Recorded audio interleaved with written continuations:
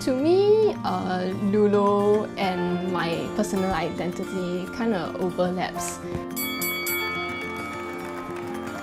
Since I was young, or for as long as I can remember, I've always been interested in turning large-scale things small. So it's where I can, let my imagination be free. There's no limit to it. I remember, my teacher, asking us to do a paper collage. I can't really remember what the topic was, but what I did was I actually did an image of this foot stepping on a cockroach.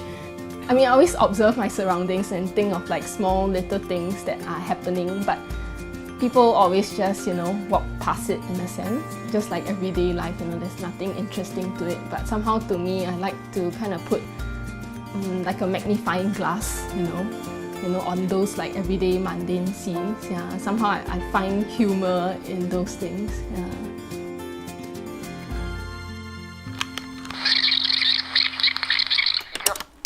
Before I started working more full-time in a sense with paper, I was building miniature worlds using cardboard or anything that I can find to create, an alternate universe in a sense. Innately, there is a builder in me where I like to build things from scratch.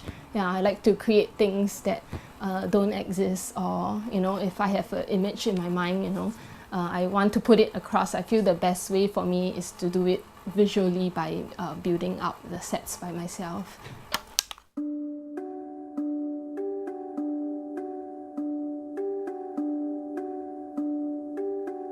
I'm not a person that's naturally that creative. I feel that, creating work is actually quite laborious sometimes. Really have to push yourself, to kind of build up this willpower to, keep going even if it doesn't really work out. So how I usually work is that I will start off doing visual research, and then after that I will move on to sketching and scribbling out different keywords that I want to use. After that, I'll move on to choosing and exploring the different color palette that I want to use for the piece.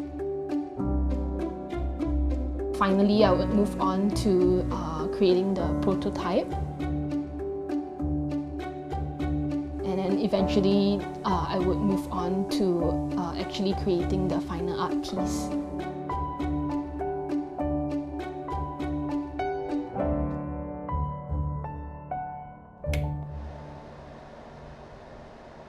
So the 100 Days project kind of started because I guess I felt like there was a creative block. So I wasn't really sure how to progress from there. For me, it was really to help me to create more works on a more consistent basis, and also to push me to understand more about paper and how I can fold it, how I can cut it, understanding the different grammage of paper, what happens when I do this and that.